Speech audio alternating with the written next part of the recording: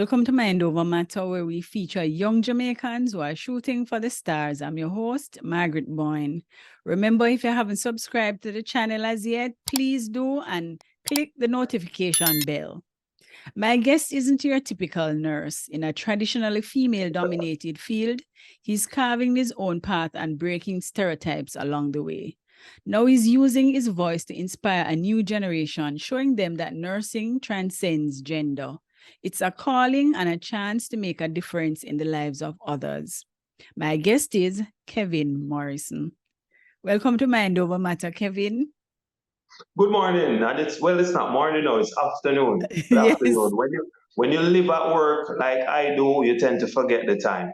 But here Yes. are we again. It's 2021 or 2020. come on, you tend to forget a lot of things. But yes, my name is Kevin Morrison. As a lot of people know me on social media as Naldo. But most people call me Kevin. Tell me a little bit, where are you from? I'm from the best parish in Jamaica, St. Anne. I'm actually from Ochi. I grew up in Ochi, spent most of my days in Ochi. I've never lived outside of Ochi. Really? I'm from St. Anne too, You see what I'm telling you? Best parish. So you're a nurse, and I'm not going to say no male nurse business. You're in a female-dominated field. So what inspired you to pursue this career? From I was young, I always had a passion for helping people, and I had a lot of careers in front of me to choose from. And nursing was just the one that was more appealing for me, because you get to spend a lot of time with people, meet people from different backgrounds, and you get the opportunity to help people. So that's really why I chose nursing. So what was the response now from your family about this? They were always, very encouraging, because whatever I decided, they had to decide with me. Because I'm a type of person like this. I live my life how I want to. Yes, I'll listen to the opinions of others, but at the end of the day, it's my decision to make, and I made the decision to be a nurse. So it was either you travel with me on the journey, or you just leave off my journey, because it's my journey in the end. What were some of the reactions? I didn't get any negative reactions, none at all. Everybody was encouraging. And up to this day, I still haven't gotten any negative reactions. It's been good. But Jamaicans already, them have all kind of Yeah, man, all different type of stereotypes. But let me tell you, I think most of these stereotypes, they only exist in the head, because they don't come to you at the hospital or anywhere at all and mention these things. So these are things that we think about, but we really don't say, because I've never had a situation where someone came and stigmatized me because I was a male nurse. Never in my life. So what are the stereotypes or the misconceptions that you know that they have about nursing, a male nurse? The thing is, as we all know, it's very gendered. I don't know when we started to gender careers, but it's not good, right? And it's typically female dominated. But did you know that the first nurses were males from the days of the knights? A lot of people don't know that. I didn't know that. Yeah, but a lot of females, they gravitate toward this career, because, it's seen as one of those professions that you have to have a big heart, you have to love people, and you have to care, which is typically associated with females. But I'm here to show them that males can love and care just like anybody else. So what was nursing school like? Harder than I thought, because in my head, I've been doing well from basic school, when we had the coloring and all of that come right up. So I'm saying, all right, nursing is going to be a breeze. That's one of the biggest lies I've ever told myself. Really? It was difficult, a lot of hard work. I always hear people talk about sleepless nights and burning the midnight oil. Is when I came into nursing and, went to nursing school. I burned all the oil. You could call me a car, the amount of oil and get me burned. All day and night, stressed out. I started to get gray hairs from I was 24, just because of nursing school. It was more difficult than I thought. I thought it was just going to be a breeze, because in my head, I'm bright. But I was humbled. I still did well, but I had to work harder than I thought. So which school you went to before? I went to Fern Court High School in Fern Court. B, Yes. Fern Court High School. Yes. Then I went to St. Mary's to do sixth form. I love them as well, but you know, Fern Court has a special place in my heart. Right over this side here. So if you look closely, you can see the Fern Court badge on my chest. Still there. So you did like I don't know, bio, that kind of thing, sciences? And funny enough, you know, I did an excessive amount of CXCs because I thought back then, you know, the more CXC you do, the better chance you have at being successful in life. You know, that's what I believe. So I did 11 of them. Yeah, I was going to do at least 21, but you know, I was a bit tired, so I just said 11. That's 11. I didn't want to show off too much, you know. Yeah. Yes. So the nursing school experience now, how they treated you, because you wouldn't have much males in the class. You were the only one, or you had others. A lot of people would be of the view that, you know, the males are pampered and we are given attention. And I must say in a sense, I agree. I agree. It's not that we were pampered, but you know, they look out for us to see if we are, you know, all right. Basically, that's it. I didn't get any special treatment. I didn't get candies at the beginning of class and get supper at the end of the day. No, I never get no special treatment. What's the treatment everybody got? But you know, they relate to males different from how you relate to females. So maybe that's why they thought it was special treatment. But no, you know, as lecturers, they just know how to relate to males different from how you relate to females, because we have different experiences in life. But Kevin, there's also a view, I don't know if you know about it, but there's also a view that, boy, when males go into nursing, it's all about the females, you know, that they want to be around. No, man. I mean, it's good to be around females. You get a broader idea of how they think, how they operate. So it kind of gives you, you know, a better idea of women overall. So you can take a lot from that experience to bring into relationships. Because I know how women work better by working with them, and I can relate to them more. So I take that from them. But I didn't come here for the females, you know. I came here to change the world and change the profession, and I think I've been doing a good job at that so far. So what would you say was the biggest challenge in nursing school for you? The clinicals, because let me tell you, the first day I came on clinicals, that's when we come to the hospital to basically practice what we are learning.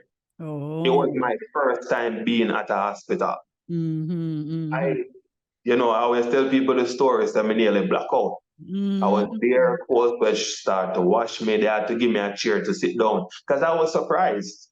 It was like everybody was just there sick. And normally I'm full of life and I'm meeting people now at the end of life. So they are not bubbly and all of that as I was. So it was a shock for me. That was the first day. So that was my biggest challenge, just accepting that these are things that have happened to everybody. You know, but there are different stages in life. I was at the stage where I'm young and full of life and going out there to experience the world, while these people are at the end of their journey. So it was, you know, the contrast kind of got to me in the beginning. But, you know, being me, I always, you know, do well in whatever situation life gives me. So where do you work now? Which hospital? At the best hospital in Jamaica. Oh, let me not guess. Man, I'm just playing. You know, I take pride in where I work at the St. Anne's Bay Hospital. I think we are, as a collective, a very good hospital, and we provide world-class service here. And how long have you been working there? 5 years, you know. 5 years. Okay. Yes, and the years came and went. I didn't even realize. So tell me what a typical day in your life is like, you know, at work at the hospital.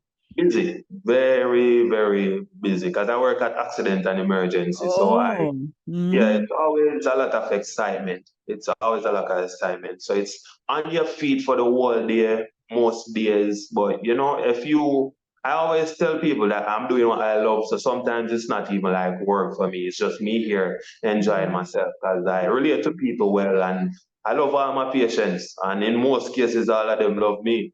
What is just very busy, very, very busy. So you have long work hours. Yeah, man. Like, for example, today I'm here from 7 and I won't be leaving until 10 in the night. And you know the good thing about it? I get to do it all over again tomorrow. It's hectic at times. It takes a lot out of you, but I mean, somebody has to do it. But your long work hours, though, Kevin, now we hear all the time of low wages nurses. What keep you motivated, or keep you going back to work every day? It's really my love for people, really my love for people, because I think my purpose in life was to come and help people and be a difference in their lives. And there's no greater feeling than helping a patient from being sick to relatively healthy again. As I see my patients, remember I'm from Ocherios, so majority of the people you see here are people you'll see on the road.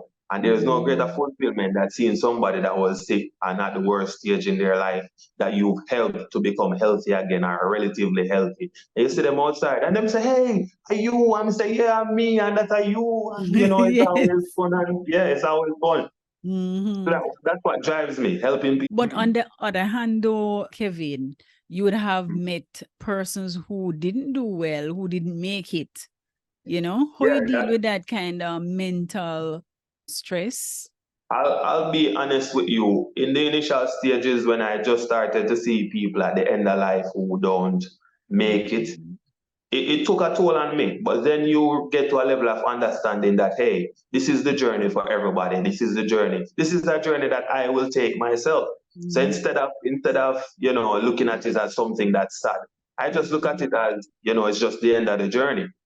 So I try to cope with it by thinking that, hey, these people, I always ask them, do you have any regrets? And most times they say they don't have any regrets. So in my head, they live that full life and it's just the end of the journey. What are the strategies, though, that you have used to help you during these times? So the thing is, there's no one size fits all in this. Everybody relates to these situations differently.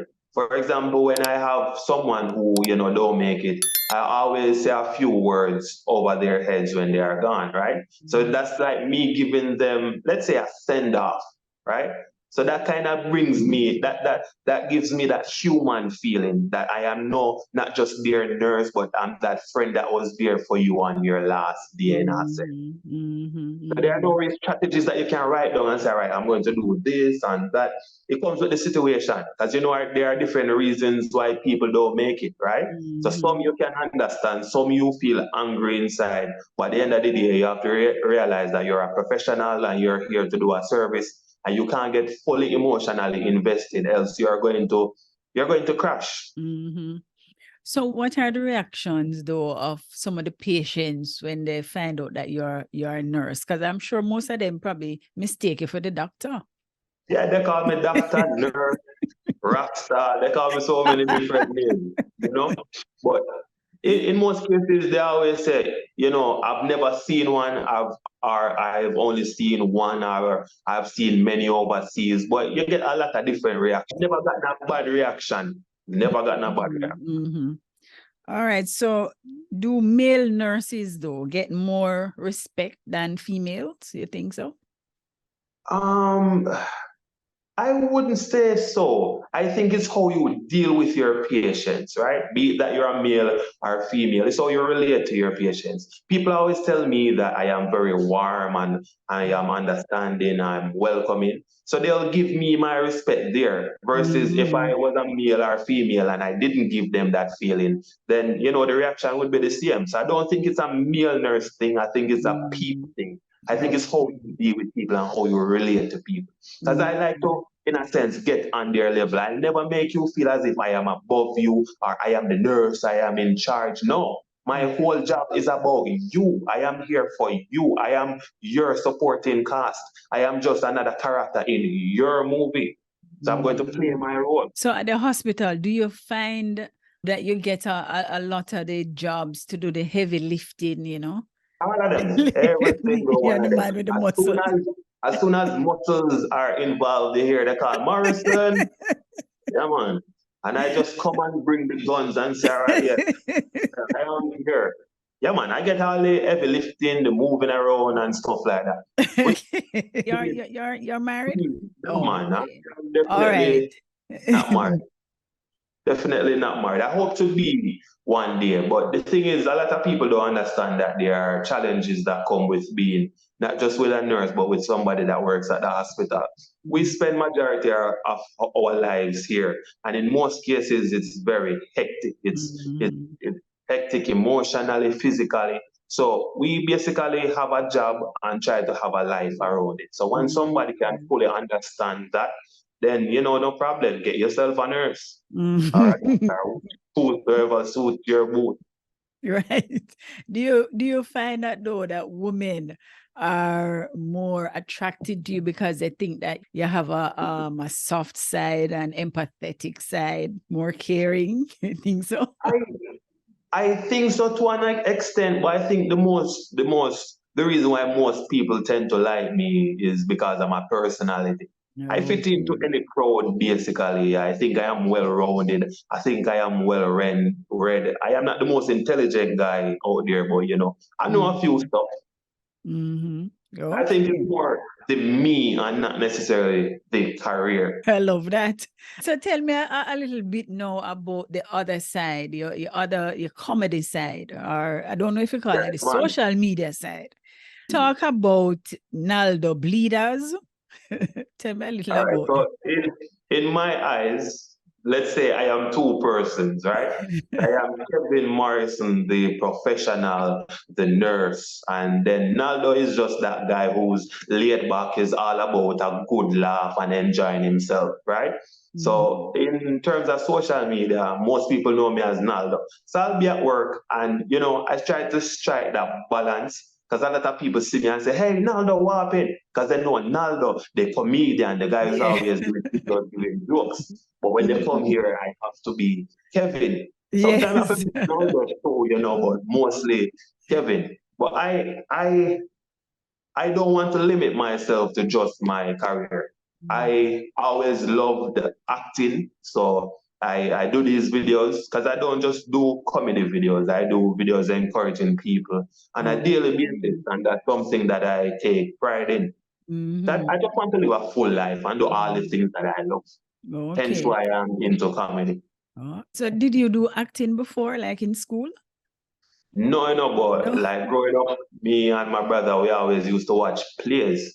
And there was this Mm. one play that I watched. The name was Granny Rule, with a character that Mm. they call Mass Big Pants. Like Okay. he, every time I saw him, I said, I want to be like him. I want to be an actor. So Mhm. people always say, hey, you're kind of funny and all of that. So I started doing videos in 2015 was when I Oh. made my first video and I haven't stopped since.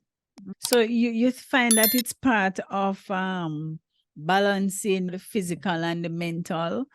Yes, it definitely is. Because what I always tell people always say, how do you think of all of these things when you're making the Mhm. videos and all of that? But for me, when I go into character, as let's say as Naldo, whatever I'm acting about, I feel as if I am living it in that moment. So that's why I tell people that I've lived a lot of life because all of those characters that I go into are act as I feel as if I become them. So how you come up with these skits, like? I really don't know, sometimes some of the things that come to my head, I have to question my own sanity. And the weird thing about it is you'll see me watching one of my videos and you will never know that I am the one in the video. Mm. Yes, man, I'll be laughing hysterically, man. I crack me up. Yeah. I've watched a few of them, man. They're really funny. And thanks for watching the VM. Thanks for watching. So give us your social media handles so that persons can tune in and watch them as well. Yeah, man. On Instagram, it's Naldo underscore bleeders. That's BLEEDAZ. And on TikTok, it's the same thing with a one at the end. Okay, thanks. So all right, go back to your nursing. What would you say is the most rewarding thing about your career, about being a Helping nurse? helping people. As I said before, there is no greater feeling than seeing someone who was at their worst stage in life, that was sick, that was giving up, that felt like they were at the end of their journey, and you help bring them back to life, back to the best version of themselves. And you get to see them outside of the hospital living their lives. So that's one of the greatest feeling for me. And I've seen a whole heap of people. I always said a lot of people pass through these two hands. A lot of people. And I am grateful, and they are grateful as well. Can you think of any memorable moment then from your experience that you would have said that left a lasting impact on you? Yeah, man, a lot of them, a lot of memories. But there was this one that happened when I just became a nurse. And it gave me a different perception of death, right? I had this patient when I was at Falmouth Hospital. I had him the Monday, and when we met, we had a good relationship, but he kept saying that he wanted to see his daughter. I was there with him the Monday, the Tuesday, the Wednesday, the Thursday.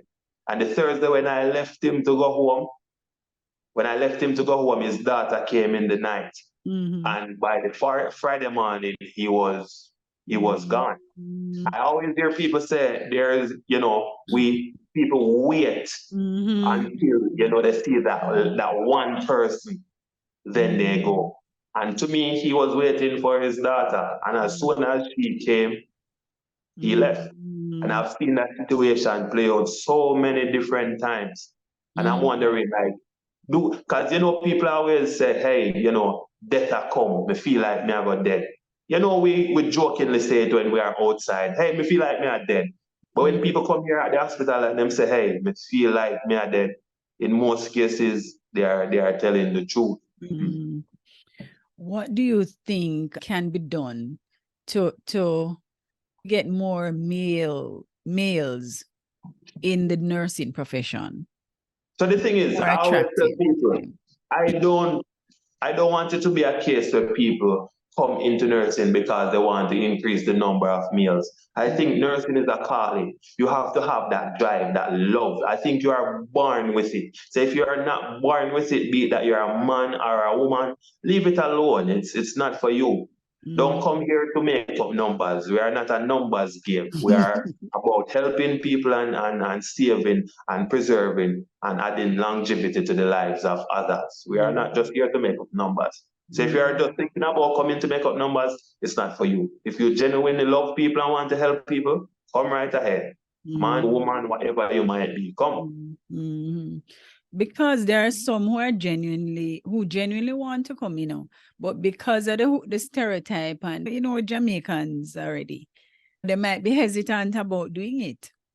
So if you definitely have that passion, as a male and you want to be a nurse, come. Because what I always say, people will say something regardless if you're a nurse, a doctor, there's always something that people will say. But you can't live your life to please people. Then you'll never live your own life. You'll live like a shadow of your own self. You can't please the crowd all the time. I mean, I always say it's better to disappoint people than to disappoint yourself. So do what you need to do. We hear a lot all the time about nurses leaving to go overseas. What do you think can be done, or what improvements can be made so that we retain our nurses here? I mean, everybody already knows, the limitations as it relates to Jamaica and nurses. We need, I wouldn't say want, we need. As a matter of fact, we work for more money, right? So we always think that we should be better paid. But the reality of the situation is we might never be better paid.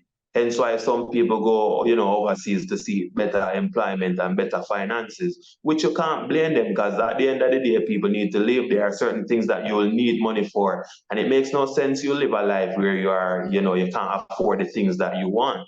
I would say better resources as well, not just the money, but better resources, better working environment. And you'll see a lot of nurses stay. Before you leave though, Kevin, just leave a message for young people, a message of encouragement.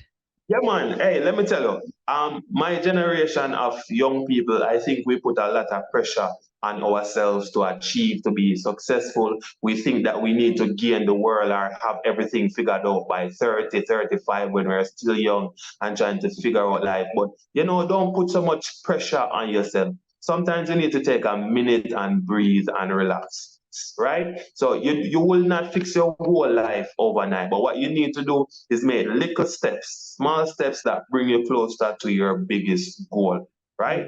And live. Always remember to live. It's not easy out there, but as I always say, there's nobody's life that's just inherently good. You have to have a mixture of good and bad. But the same energy that you have on good days, you have to maintain that energy on the days that are bad. Kevin, it was great having you, great talking to you. It was a lovely conversation. And I'm hoping that it will encourage some young people to step in the nursing profession, man. Thanks for being here. Yeah, man, and thanks for having me. And there's one thing, I want to say before I leave. I always tell people this on my social media. I want you to hold here. You can do the same too. Hold here. Just hold your shirt right here. And big up yourself. Big up yourself. Yeah, man. You too. Everything that I had in my pocket fell out a while ago. Yeah. Everything. I big up myself a little too much while ago. Everything mash up.